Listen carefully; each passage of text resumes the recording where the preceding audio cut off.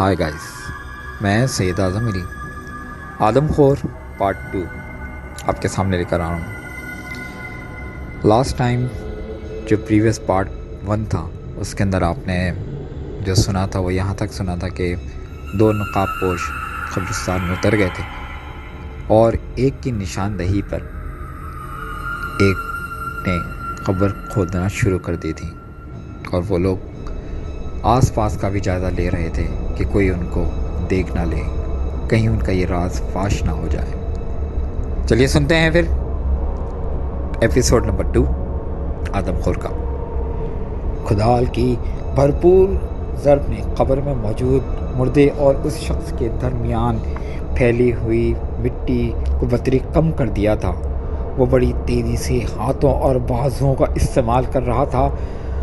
اس کے پسینے چھوٹ رہے تھے، سخت سردی میں اسے گرم لگ رہی تھی۔ وہ نہایت ہی اطمینان سے اور تیزی سے قبر کھود رہا تھا۔ وہ جب تھک جاتا تو 2 منٹ تک ذرا ٹھہر جاتا، پھر دوبارہ سے اپنے کام میں مگن ہو جاتا۔ جب وہ قبر آدھے سے زیادہ کھود چکا تو اس کی ہمت جواب دے گئی۔ وہ کافی تھک گیا تھا۔ اس نے ہلکی سی آواز میں سیٹی نکالی، یعنی سیٹی بجائی، اور کھدال ہاتھ میں پکڑے قبر سے باہر آ گیا۔ نقاب پوش نے دوسرے کو کاٹ دیا، اس لیے اب وہ اس کی کھدائی کرنے والا تھا اور پہلا اسے پروٹیکشن دینے والا تھا۔ سیٹی کی آواز سن کر وہ تیزی سے پہلے والے کی جانب آیا اور اس سے کھدال لے کر وہ تیزی سے بقیہ کام کو شروع کر دیا۔ پہلے والا ایک جگہ ہو کر بیٹھ گیا اور اپنا سانس درست کرنے لگا۔ ساتھ میں وہ احتیاط کے طور پر ایک ٹائر ناسی لگا ارد گرد دیکھنے لگا۔ سانس درست کرنے کے بعد وہ تیزی سے اٹھا، قبر کا معائنہ کیا۔ قبر تختوں تک پہنچ چکی تھی۔ وہ احتیاط اور آرام اور ہاتھوں کی مدد سے تختوں کی مٹی دیہاتیوں میں قبر میں تختوں کے بجائے پانی پینے والے گھڑے قبر میں تختے یا سیل کی جگہ پر رکھے جاتے ہیں، اور اس قبر میں بھی گھڑے ہی تھے، یعنی گھڑوں کے ارد گرد سے مٹی صاف کر رہا تھا۔ وہ یہ کام وہ خاصی تیزی سے کر رہا تھا۔ پھر اس نے کھدال کا ایک ہلکا سا وار گھڑے پر کیا۔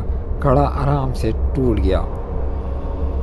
اس نے نہایت ہی احتیاط سے گھڑے کے کرچوں کو اکٹھا کر کے ایک جگہ ڈال دیا اور بقایا گھڑے میت سے اتارنے لگا۔ اس کام میں اسے چند منٹ لگے۔ میت کے اوپر سے تمام رکاوٹیں ہٹانے کے بعد اس نے ہلکی سیٹی سے ساتھی کو بلایا۔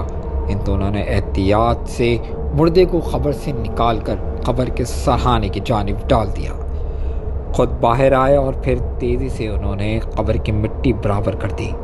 یہ کام انہوں نے بہت صفائی سے کیا کہ کوئی بھی ثابت نہ کر سکتا تھا کہ قبر دوبارہ کھودی گئی تھی یا کوشش کی گئی تھی قبر کھودنے کی۔ حتیٰ کہ مردے کو کھانے والے بچھو بھی بیچارے دھوکے میں پڑ جاتا اور اس کی بھی ساری محنت ضائع ہو جاتی۔ انہوں نے تیزی سے اٹھایا اور دیوار کو کراس کرتے ہوئے نہایت تیزی سے مختلف گلیاں عبور کرتے ہوئے ایک کچے گھر میں داخل ہو گئے۔ 4 دیواری کا دروازہ اچھی طرح بند کرنے کے بعد انہوں نے ایک کمرے میں لاش رکھ دی اور اس کا دروازہ بھی اچھی طرح سے بند کر دیا۔ اس سارے واقعے کی کسی کو بھی کان خبر نہ ہوئی کہ قبرستان میں کیا ہوا ہے۔ نہایت ہی چالاکی اینڈ ہوشیاری سے سارا کام کیا گیا۔ مردے کو وہ سیدھا سے کمرے میں ڈالنے کے بعد وہ دھڑام سے ایک ٹوٹی ہوئی چارپائی پر گرے اور اپنی تھکاوٹ دور کرنے لگے۔